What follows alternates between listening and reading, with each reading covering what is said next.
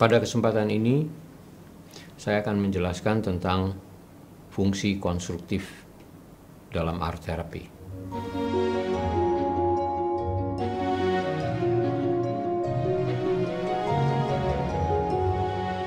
Aspek konstruktif merupakan salah satu aspek penting yang umum harus dipertimbangkan dalam bentuk karya seni, terutama segi dalam seni 3 dimensi. Karena sebagai contoh misalnya sebentuk jambangan bunga tentu harus dirancang dengan pertimbangan untuk dapat diletakkan pada suatu kedudukan tertentu. Jadi dikenal sebagai basing atau landasan sebuah karya seni.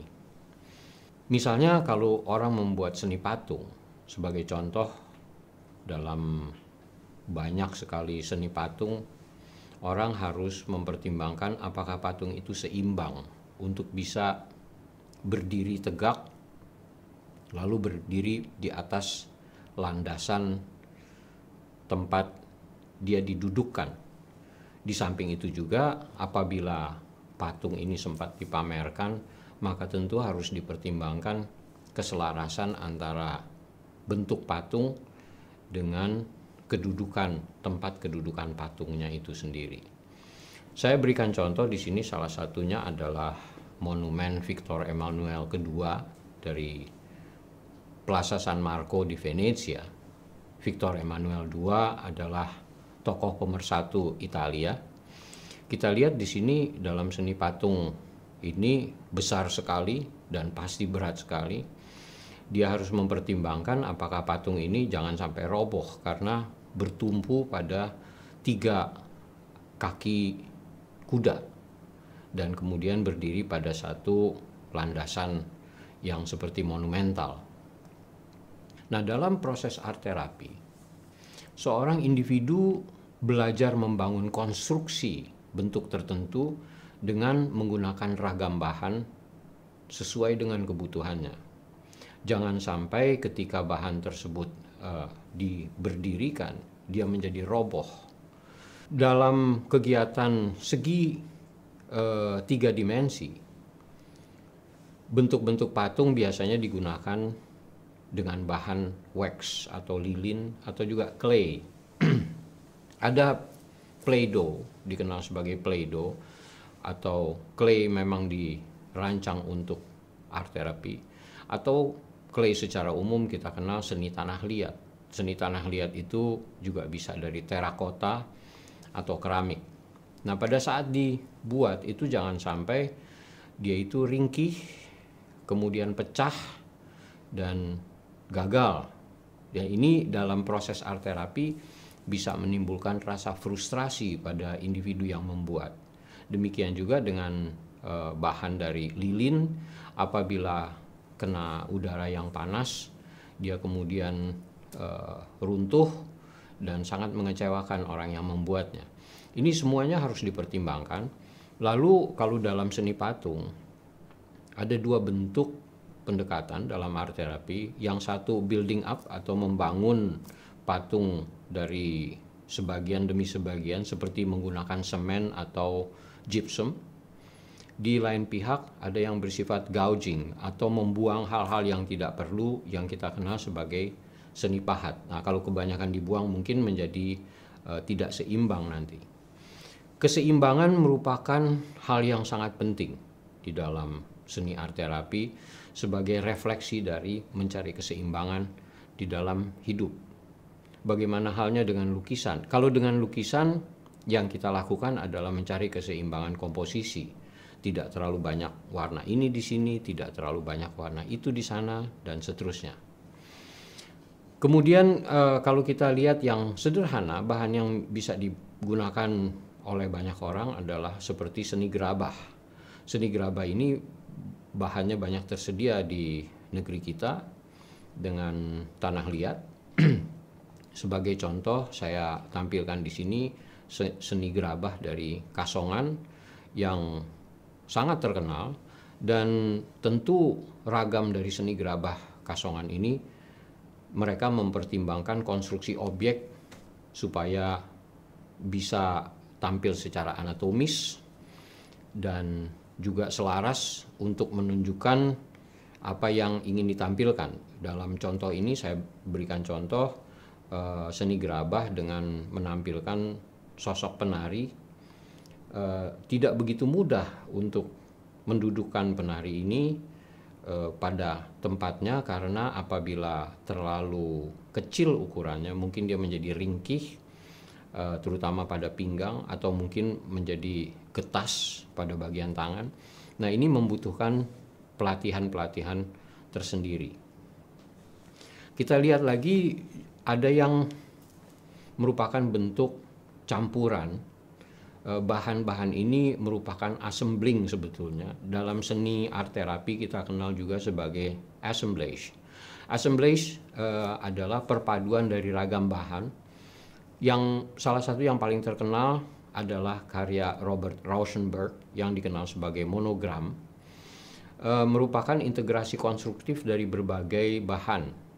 Dia melibatkan kayu, kanvas, logam, karet, dan lain-lain, bahkan ornamen kepala kambing yang diset. Dalam proses art terapi, individu berkesempatan untuk mengkonstruksi dan mengassembling bahan-bahan ini menjadi satu kesatuan sebagai bentuk analogi dari proses integrasi.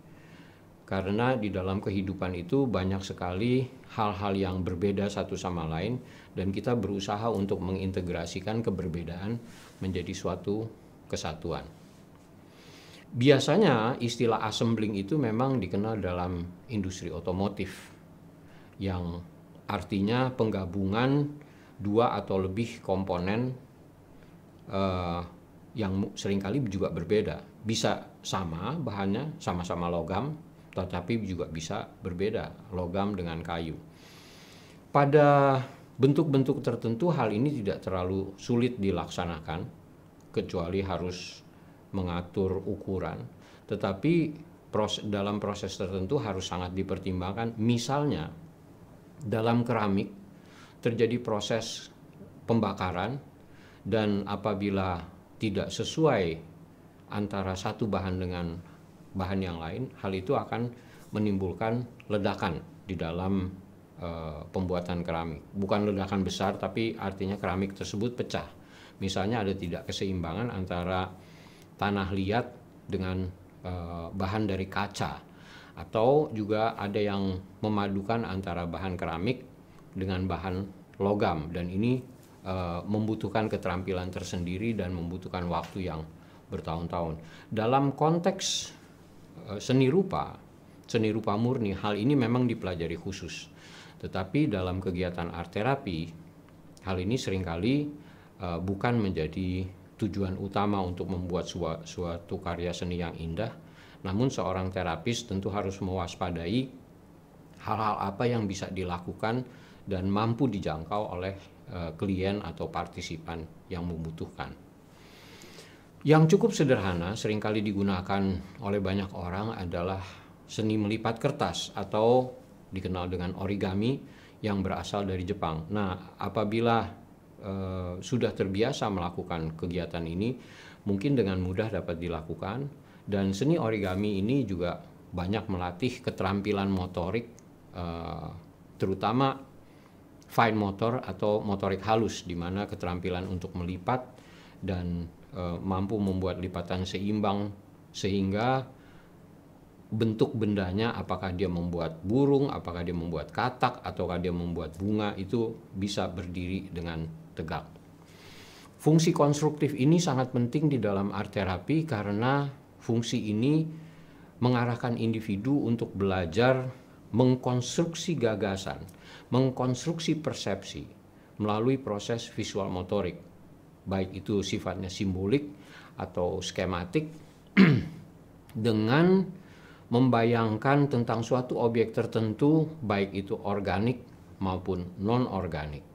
Jadi misalnya kalau di dalam art terapi itu juga seorang individu yang memiliki gagasan untuk mengembangkan seni agrikultur, dia harus mempertimbangkan bagaimana suatu tanaman ini kemudian ditempatkan pada tempat yang layak, pada tempat yang memungkinkan untuk tumbuh kembang.